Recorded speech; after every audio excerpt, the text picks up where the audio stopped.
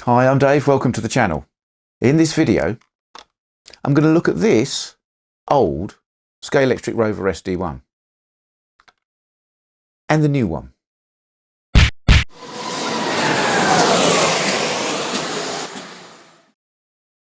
This is going to be a slightly different video today in that this is not a new slot car. This is a very old slot car. I looked and I think this was made 1981, 82 and 83. So this is an early Rover SD1 listed as a 3500 in the original Scalextric catalogue by Scalextric. Made in Great Britain. And this car, you will have seen me unwrap in one of the What's in a Box Wednesdays recently. It was sent to me by subscriber Darren P. He said, I've seen you do videos on the other one. Here's the other one. This is the new one. He said, so I thought I'd send you this old one and you can have a bit of a compare and contrast. Spoiler alert, it's very different. So we're going to do that. But before we look at the car, I'm going to look at this box, because when I unboxed it, a few of you in the comments went, oh, what's that box? Haven't seen that before. Well, for those of you of a young disposition, and possibly people overseas, this is the box we got Scalextric cars in the early 80s, probably in the 70s as well. I can't tell you when this box changed for other branding. I'm not that much of a geek. But I remember these. This is a trip down memory lane, this box. I remember seeing these on the shelves in model shops when we still had model shops in every town. We don't anymore. Never mind. And this one was Nobby's Hobbies. And in 1981, 2 or 3, this car was £8.50. So yeah, I'll give you a good old look at this box while we're here, because it is a very nice thing. It's very simple. It's a generic box from the outside point of view. Old style Scalextric logo. Electric model racing cars. That's an interesting phrase in itself, isn't it? The box does exactly what it needs to. So there's nothing printed on the bottom and there's nothing printed on the back, because it's going to sit on a shelf like that, isn't it? Generic this end, not recommended for children under 36 months. Manufactured in England by Hornby, Westwood Margate, Kent. And then this end has a little white patch and they stick the sticker on it. C283 Rover 3500. Now, I like this box. I like this box because it is a trip down memory lane. It uses nostalgia for me. But I like this box for a lot of other reasons as well. We talk about progress, and I've talked about packaging before, and I'm not sure this is progress. Bear with me a minute. So this is a hard case, and the car comes hard screwed into the bottom of it. If you drop this case, it will break. They even crack sometimes just here or here, just by being a case with a couple of weak points. If you do have a big shock in transit with this car in this box and it's hard fixed in, as Rob from Swiftlots will tell you, it can damage the car because it can rip the screw out the bottom and so on and so on. This car wasn't screwed to anything. It came wedged into this formed piece of polystyrene which fits this car. It's the unique piece to the package. Now, this is slightly flexible. If you put this car in here, it won't get damaged if it gets a shock. If you drop this box, it won't break. You might dent the corner slightly. Probably not, because there's a good piece of polystyrene behind it. More importantly, in the days of, you know, things costing money and production and materials and things, this box weighs under 40 grams. And this box weighs over 100 grams. So, every time Scalextric makes 16 just 16 of this box instead of this kind of box. They've had to buy a kilo of material to make this box that they haven't needed to for this one. That is the weight difference for just 16 cars. You know, you could fit those in this picture, and that would be a kilo difference in weight in the packaging. There's a kilo of stuff to have to buy, turn into a package, and then ship thousands and thousands of miles around the world. Just a thought. Even if you replace the polystyrene with some of that wood pulp stuff that they use these days, you could give us all a nostalgia trip with this kind of packaging and save yourself a fortune in materials and weight shipping it around the world. Might be a good idea. I don't think this is progress.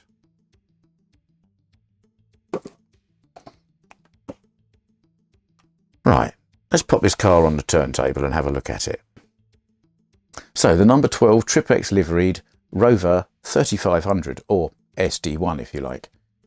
Now I'm sure you'll correct me in the comments if I'm wrong, but from memory this car was driven in the British Touring Car Championship by Jeff Allen.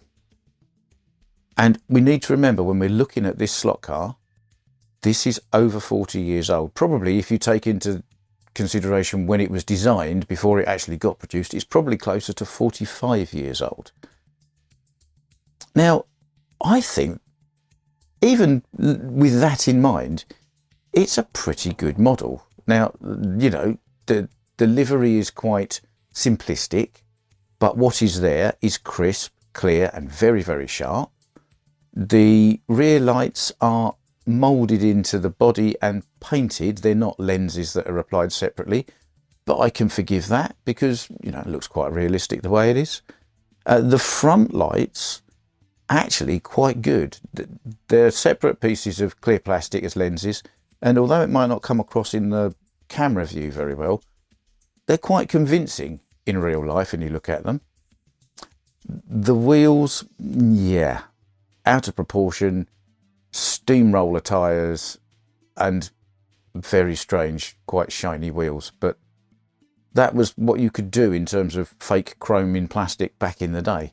The tyres themselves are quite interesting because although they're completely the wrong size, they have got makers' names and everything moulded into the sidewalls, like real tyres are. Not all real tyres come with painted up makers' names on them, like we see on an awful lot of slot cars. You know, tyres have that stuff moulded into them, and these tyres do. So maybe that's a thing we've lost from slot cars over the last 4 decades or so. But overall, it's great. The elephant in the room, of course, is it's completely out of proportion. So let's just take a look at how completely out of proportion it really is. Right, let's look at this body shell and see what 40 years of progress, because we've talked a lot about progress in this video, what 40 years of progress in body development in slot cars does for you. Now, I've mentioned the proportions of this car, and I thought the best way to show you how different they are is to do this. Now you can see this car has a very short front. It's very stubby, and that accounts for most of the difference in length. Now, I'm sure some people with a clipboard and a beard and tick book will tell you that there are things not quite scale about this model, but it's pretty close, let's be honest. And this one really isn't. It's shorter, it's considerably wider, and I don't know if it comes out on here, it's also considerably lower.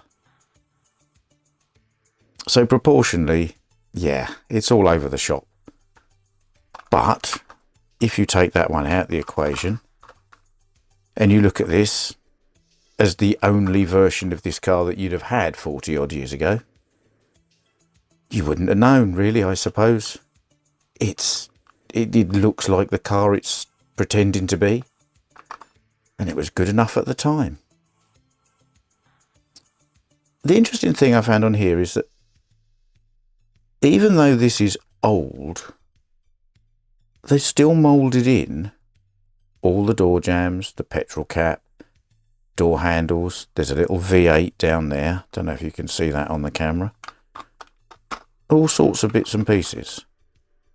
Quite a lot of detail for something, you know, relatively primitive. And although you can't see it, I don't think, on here, there is actually a little Rover shield in the middle of that SO between the two S's in relief in the mould. The bumpers, well, they just press in and pull out. They don't seem to have ever been glued at any point, so I kind of think they're probably designed to come out so that they didn't break and snap when you crashed, which is, again, something that slot cars lost for a while, but, you know, people have started putting magnetic wings on things and stuff like that, so we're getting that back again.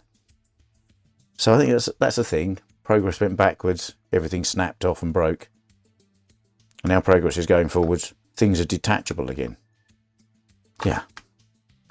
Obviously, in terms of all of this one has a lot more relief around everything. And you can really see the difference in the shape of that rear window. As I say, the proportions all over the shop. But it doesn't really matter. You know, if you're going to get upset about this, no. Right. The other interesting thing about this car that is, if you like, not correct to the car, is this kind of black piece here. And if I take this bumper off, there's a black piece there as well. Now, even though there is a screw hole in the front here, there's no screw in it. Now, I don't know if that's standard or whether the previous owner took it out at some point, but nonetheless, that's the way you get the body off. Now, I know that's not great in terms of, you know, high-end slot cars and body float and all that sort of thing, but for entry-level stuff, it's perfectly good enough, isn't it? Why would you be fiddling around with 3 or even 4 sometimes screws? I mean, that's crazy. So yeah, the body itself, now this plastic is pretty thick. It's slightly thicker, I suppose, than the more modern cars. There's the post for that screw that was never in there looking at that. That's a very clean, unthreaded plastic hole. The interior, I suppose not a lot's changed really. They clip in the same. There's a clip at the front and a clip at the back, and I'm sure if I tweak this about a bit, I should probably be able to get it out. There we are. Yeah, same old principles inside. This hasn't really changed. And maybe the glass is a bit thinner, might be a different plastic these days. This is quite a weighty piece of plastic, it has to be said, but it's a flooded interior. There's more detail these days, but what do you see through the slot car windows, really? It's probably good enough.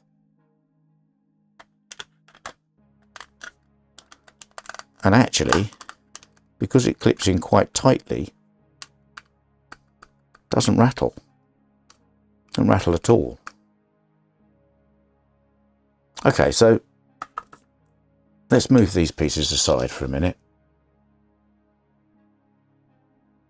I'm going to get another car, and then I'll come back and we'll look at the chassis. So what I've got here is actually a Mark II Escort chassis, because it's the only Scalextric car I've got around here at the moment that is still as it came in the box in terms of wheels, guide, everything. So this is not a Rover, but this is a contemporary thing. This thing, I've changed the wheels and all sorts of bits and pieces in there, the guide, everything. So let's look at this and this. So this is the old days. Now, obviously, the first thing is the steamroller wheels. Now, these have got nothing to do with the car they're supposed to be on, really. They're just massive, out of proportion wheels. The tyres on them, I mean, for age, they're quite soft. They don't feel like they've perished at all. I mean, they'd probably do a turn. They have definitely got a lip on the inner and outer edge. And I'm sure you could, if you really wanted to, true them down. They'd probably be quite grippy tyres, actually. I don't think I want to do that because this is a little time capsule in itself. So I'm not sure I want to change that. Other things to look at. Let's start upside down here. Now, this is a personal aesthetic thing, but this is nice shiny plastic. And all of these edges have got really nice radiused curves on them. Whereas this is just kind of this textured finish. All the edges are sharp and so on. Now, there may be a reason for this, but I don't know. In the hands, this feels like a more quality product. You know, it's tactile in a different way. I don't know, I can't describe it. You just have to take my word for it, I guess. So I'm not sure, you know, we talk about progress. I'm not sure that's progress. It's lighter, yes, it's probably a better design. Yes, it's got the DPR door these days and all of that, but this just feels like a nice thing. I can't put it another way. Now, the other thing in terms of progress, let's talk about the guide here. Now, this is a modern Scalextric guide. It's designed specifically so that you can take off these worn out bits of braids easily and replace them. And that's great. But as a design, look. This is a loose, floppy. It's not the best design for a guide on a slot car at all. I don't like these. I usually replace them with a Slotting Plus, or I've got some of those Slot Invasion USA ones now. They're quite good as well. But yeah, this is the only car that I've got that's got a standard guide in it from a Scalextric car. So this is why I've had to use this one as an illustration. But yes, it's rubbish. It rattles about. It's terrible. 40 odd years ago, however. Now, okay, you'd have to be a grown-up and change the braids properly. But this guide doesn't hardly have, there's virtually no movement in it at all. It's a really good guide. And it, you know, it does the job it's supposed to do. And now I know this axle floats up and down. We'll get to that in a minute. But when I sit this on here, the front wheels are just about able to touch. It's almost set up right, if you know what I mean. So I think we talk about progress. I don't think this is progress. I know these are easier for people to maintain, but these are way better. Wheels and tyres, I'll grant you, that is progress. If we turn it over, again, here's a thing. Modern Scalextric cars, the motor is clamped at the front and then it's clamped at the back. However, they move about. And you end up gluing them down or putting a bit of blue tack around them to hold them still, because as this moves, this causes noise, it causes it to run, you know, jittery, it can cause all sorts of things. You want the motor to be solid.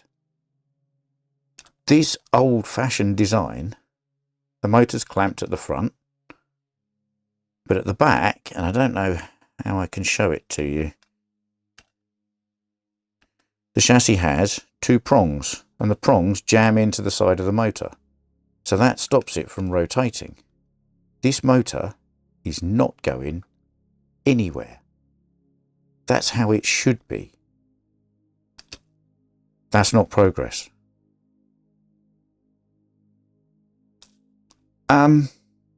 There's not been any progress here either. These are the same plastic bushings. I'm sure these would be completely interchangeable. What is different is, I have to say it, this old gear is a much finer casting and a much higher quality gear than this new gear. These teeth are a bit blobby and round. These are very sharp and defined, and it does run really quite smoothly. This, it's quieter, but that's just because it's looser. There's quite a lot of play in that. There's a bit of backlash there that doesn't exist here. I think this is better than this, so that's not progress again. At the front, there has definitely been progress.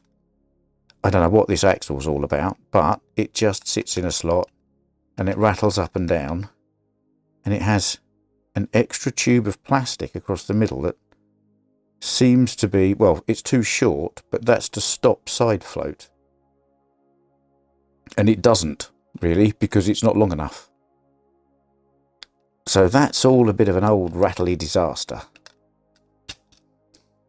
This is definitely progress. So a bit of a mixed bag there, really. I think, in my ideal world, Scalextric would make a more rounded, refined, shinier, tactile product with the old guide and the old way of holding the motor in. But new treatment for the front axle and the wheels and tyres and things. It's a mixed bag. I think some things have got better and some things have got worse over the last 4 decades in this department. You may see it differently. You may know a load of commercial reasons why this is not viable and this is, as that kind of curvy design. But for me, what I know about 3D CAD packages, it's really easy to put these radiuses on the CAD packages these days, on the drawings, and get the machine to make the mould tool for you. So in these days, a man probably carved this into a piece of metal by hand, you know. So I don't know. It's a mixed bag. So I guess for finally, I should just put it all back together and pop it on the track and just do a few laps with it, because kind of should really, shouldn't I? I don't want to do anything to this. I don't want to tune it up. I like it for what it is and for what it represents. I'm going to keep it that way. So let's stick it on the track and have some 45-year-old fun with it. Sorry, back again. Just before we go to the track, I got carried away and did all that ramble, and I forgot to mention the one thing I really meant to mention. There's no magnet in this. It didn't come with a magnet. It didn't need one. Just saying.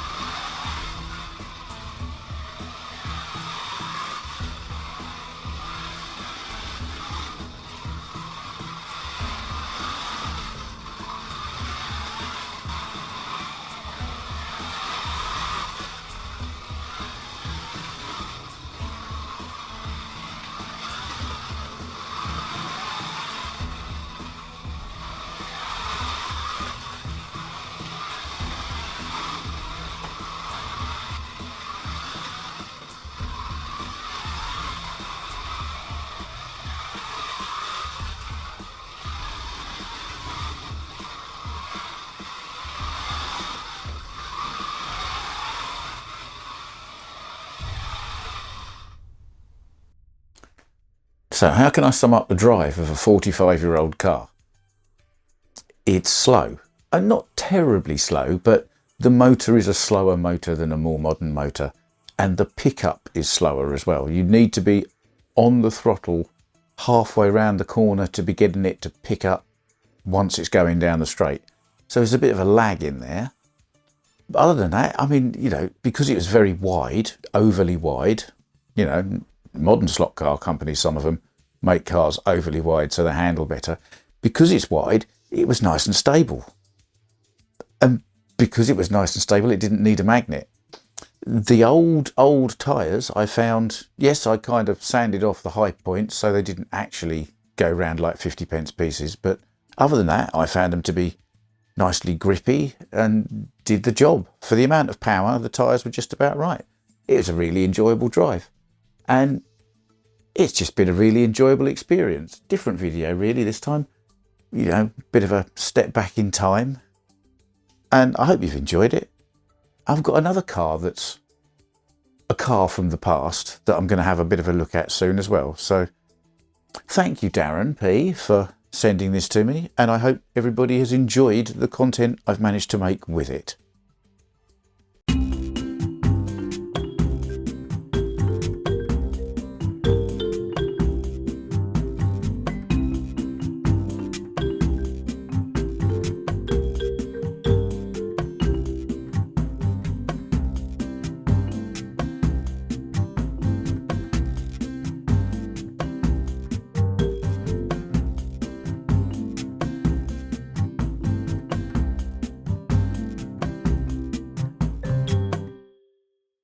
As always, thanks for taking the time to watch one of my videos. If you liked it, you will find a button specifically for that.